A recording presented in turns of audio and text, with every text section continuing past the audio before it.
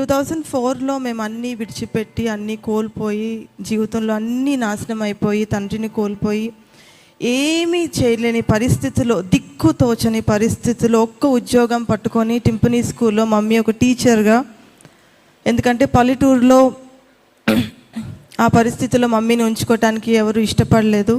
So అక్కడ నుంచి మాకు ఇక్కడ ఉద్యోగం చూశారు కాబట్టి మమ్మీకి ఇక్కడ వచ్చేసాము. నేను, తమ్ముడు, మమ్మీ ఇక్కడికి వచ్చేసాము. కొత్త ప్లేస్, కొత్త ప్రదేశం, ఎవరికీ తెలీదు, మేమెవరికీ తెలీదు. విశాఖపట్నం కొత్త, పల్లెటూరు నుంచి వచ్చాం, చెప్పాలంటే గుంటూరు నుంచి వచ్చాము.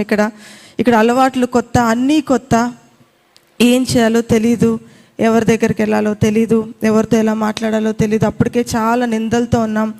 ఒక తండ్రి లేని పరిస్థితి ఒక కూతురికి బాగా తెలుస్తుంది, ఎందుకంటే ఎన్నో నిందలు, ఎన్నో అవమానాలు, విచిత్రమైన ఫోన్ కాల్స్ వచ్చేవి, విచిత్రంగా మమ్మల్ని అడిగేవాళ్ళు, విచిత్రమైన ప్రశ్నలు అడిగేవాళ్ళు.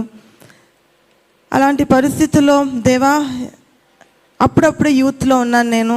మా పాస్టర్ గారు చెప్పేవాళ్ళు, దేవుడి దగ్గరికి వెళ్ళు, దేవుడిని ఒక ఫాదర్గా ట్రీట్ చేయి, దేవుడిని అడుగు, దేవుడు నీకు అన్నీ ఇస్తారు. అప్పుడు నేను యేసయ్యని సొంత రక్షకునిగా అంగీకరించి బాప్తిసం తీసుకొని, దేవా నువ్వు నాకు ఫాదర్గా ఉండు, you are the fatherless, father to the fatherless అని వాక్యంలో ఉంది కదా, నువ్వు నాకు ఫాదర్గా నిలబడతావా నేను దేవుడిని అడిగాను. సో దేవుడు అంగీకరించారు అనుకుంటున్నాను. అయితే ఎప్పుడైతే నేను నా జీవితాన్ని దేవునికి అప్పచెప్పేశానో, ఇక్కడ ఏ కాన్ఫరెన్స్ జరిగినా, ఇక్కడ ఏ మీటింగ్ జరిగినా ఖచ్చితంగా మధ్యలో కూర్చునేదాన్ని. వినోద్ గారు చెప్పినప్పుడు కూడా నేను అదే అనుకున్నాను. ఆయన అక్కడ పైన కూర్చునేవాళ్ళు, నేను ఇక్కడ మధ్యలో ఎక్కడైతే నాకు సేవకులు కనిపిస్తారో అక్కడ కూర్చునేదాన్ని. బిగ్గరగా ఏడ్చేదాన్ని. హల్లెలూయా చెప్పమనగానే నాకు ఒక అవకాశం దొరికేది, పెద్దగా వినిపించినంతగా ఏడ్చేదాన్ని. దేవా, ఒకరోజు ఒక ఆశ కలిగింది, నన్ను కూడా వాడుకుంటావా?